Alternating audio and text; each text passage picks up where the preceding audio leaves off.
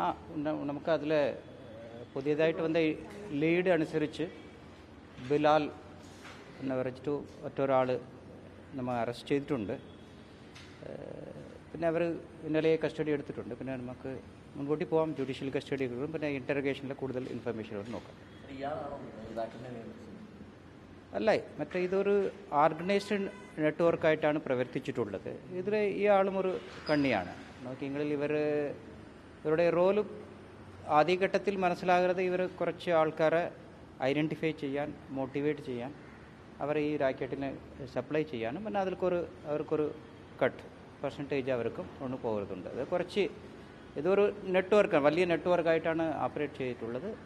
പിന്നെ പലതരപ്പെട്ട ആൾക്കാർക്ക് ഒരു പെർസെൻറ്റേജിൽ ഒരു എമൗണ്ട് കിട്ടുകയാണ്. സോ ഇതൊരു കംപ്ലീറ്റ്ലായിട്ട് ഒരു ട്രേഡായിട്ടാണ് മാറിയിട്ടുള്ളത്. അത് നമുക്ക് എത്ര ഡീപ്പായിട്ട് പോകണം അത്ര ഡീപ്പായിട്ട് പോയിട്ട് നെറ്റ്വർക്ക് നമുക്ക് കംപ്ലീറ്റ് ഡിസ്റ്റർബ് ചെയ്യും. എമൗണ്ട് ഉണ്ട്, ഇപ്പം നമുക്ക് അപ്രോക്സിമേറ്റ്ലി പറയാൻ പറ്റും. ബട്ട് ഏകദേശം ഒരു 50,000 to 1 lakh ഇവിടെ കിട്ടിയിട്ടുണ്ട്. ഒരാൾ കൊടുത്താൽ അങ്ങനെയാണ് ഇപ്പോൾ ഇതുവരെ മനസ്സിലായിട്ടുള്ളത്.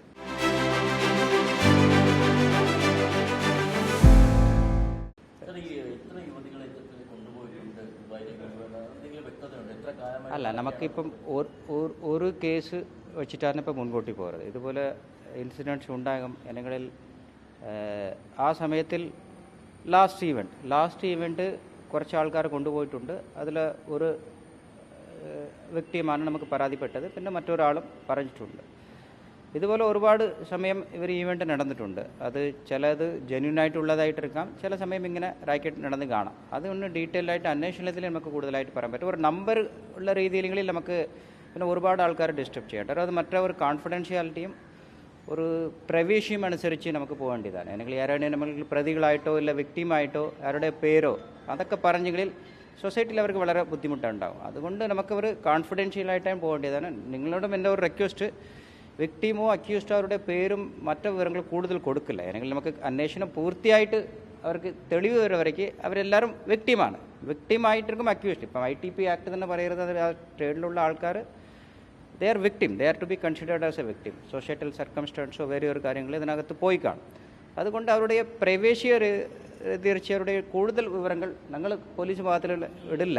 അത് നിങ്ങളൊന്ന് നമുക്ക് അതുകൊണ്ട് സെൻസിറ്റിവിറ്റി വേണം. അല്ല, അങ്ങനെ 1-2 ആൾക്കാർ വിളിച്ചിട്ടുണ്ട്. അത് നമുക്കൊന്ന് അതനുസരിച്ച് പോവാം. എത്ര കൂടെ മറ്റേ ജെന്യൂനായിട്ട് ഉണ്ടാകും, എപ്പോൾ നടന്നിട്ടുള്ളത്, ഏത് ജില്ലയാണ്, ആ കാര്യങ്ങൾ നോക്കി പോകാം. 1-2 വന്നിട്ടുണ്ട്. ബട്ട് ഒരു സിഗ്നിഫിക്കൻ്റ് ആയിട്ട് വേറെ ഒരു മേജർ കാലമായിട്ടൊന്നും വന്നിട്ടില്ല. അല്ല, അത് അവർ വിദേശത്തിലുള്ളതാണ്. അവരെങ്ങനെ ലീഗലായിട്ട് കൊണ്ടുവരാൻ അവരുടെ ശ്രമങ്ങൾ നമ്മൾ എടുക്കും.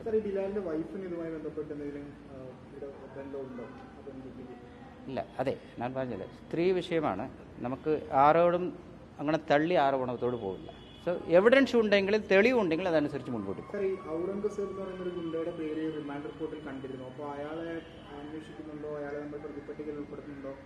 അതെ, നമുക്ക് ഈ അന്വേഷണം തെളിവുകൾ അടിസ്ഥാനത്തിൽ പോകണം. ഒന്ന്, നമുക്ക് നിങ്ങൾ നേരത്തെ സോഷ്യൽ മീഡിയയിലെ 2 പോസ്റ്റ് അതേ ഇട്ടിട്ടുണ്ടായിരുന്നു.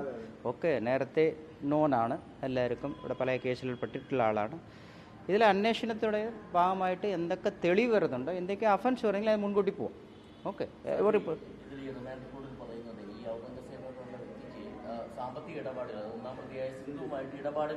അന്വേഷണത്തോടെ ഭാഗമായിട്ടുള്ളതാണ് കൂടുതൽ. അത് തെളിവുകൾ കിട്ടിപ്പോയാലേ നമുക്ക് അറസ്റ്റ്, അത് നമുക്ക് കിട്ടக்கூடிய തെളിവുകൾ അനുസരിച്ചിട്ട് മുൻകൂട്ടി പോകും.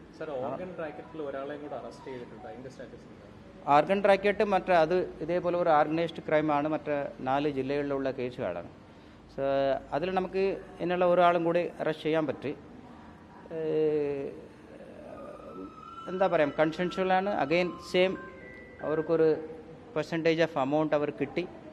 അത് കിട്ടിയതനുസരിച്ചിട്ട് കുറേ ഫഡ്ജിങ് ചെയ്തിട്ടുണ്ട് അവരുടെ റെക്കോർഡിൽ. അല്ലെങ്കിൽ അത് നേരത്തെ നമുക്ക് പറഞ്ഞതുപോലെ 2 രീതിയിലാണ് ഓർഗൻ ട്രാൻസ്ഫർ ആ റാക്കറ്റിൽ നടന്നിട്ടുള്ളത്. ഒന്ന്, for money which is not allowed. Okay, it's not a trade. Okay, it is voluntary ആണ്. ആ സിസ്റ്റം ബീറ്റ് ചെയ്യാൻ വേണ്ടി ഒരുപാട് സാമ്പത്തിക ഇടപാടുകൾ നടന്നിട്ടുണ്ട് നമ്മൾ നേരത്തെ അറിഞ്ഞത്. അത് നമുക്ക് ഡീപ്പായിട്ട് പോകുന്നുണ്ട്. ഇപ്പോൾ നമുക്ക് കിട്ടിയിട്ടുള്ള ഒരാളെങ്ങനെ പറയരുത്, ഇതിലൂടെ എന്താ പറയാം, അവർ ഇപ്പം അക്യൂസ്ഡ് ഘട്ടത്തിലാണ് നിൽക്കുന്നത്. കുറേ ഫഡ്ജിങ് നടന്നിട്ടുണ്ട്. അതിനുடைய റൂൾസ് നമുക്ക് ആർക്ക് നമുക്ക് കൊടുക്കാൻ പറ്റും, ആർക്ക് കൊടുക്കാൻ പറ്റില്ല, അങ്ങനെ ഉണ്ട്. അതനുസരിച്ചിട്ട് ഡൊണേറ്റ് ചെയ്യാൻ വേണ്ടി ഇവർ കുറേ റെക്കോർഡ്സ് ഫഡ്ജിങ് ചെയ്തിട്ടുണ്ട്, അഫിഡവിറ്റൊക്കെ കൊടുത്തിട്ടുണ്ട്. അതനുസരിച്ച് നമുക്ക് മുൻകൂട്ടി. അല്ല, ഞാൻ അതേ പറയുന്നുണ്ടല്ലേ. നിങ്ങൾക്ക് സ്ത്രീയാണ്. ഓക്കെ, സോ ഇത് ഈ രണ്ട് കേസും ഞാൻ പറയാം. ഇതിൽ ആര് വിക്ടിമാണ്, ആര് അക്യൂസ്ഡാണ്, ഒരു കൃത്യമായിട്ട് ഒരു സ്റ്റേജിലേക്ക് എത്താം. നമുക്ക് പരാതി കിട്ടുള്ളത്, നമുക്കിപ്പോൾ അറസ്റ്റ് ചെയ്തതൊക്കെ തെളിവുകളുടെ അടിസ്ഥാനത്തിലും വ്യക്തിമാനാണ് ഒരു ക്ലാരിറ്റി, അക്യൂസ്ഡാണ് ഒരു ക്ലാരിറ്റി വന്നപ്പോഴാണ് നമ്മൾ അറസ്റ്റോട് മുൻകൂട്ടി പോകുന്നത്.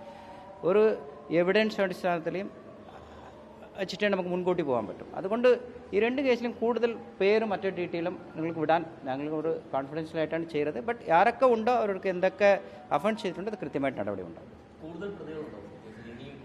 ഉണ്ടാകും. അല്ലെങ്കിൽ ഓർഗനൈസ്ഡ് ക്രൈമാണ്, നെറ്റ്വർക്കാണ്. അവരുടെ ഏത് ഭാഗത്തിൽ അവർ ടച്ച് ചെയ്തിട്ടുണ്ട്, ഏത് രീതിയിൽ അസിസ്റ്റ് ചെയ്തിട്ടുണ്ട്, അതനുസരിച്ച് നമുക്ക് അവർ പ്രതികളായിട്ട്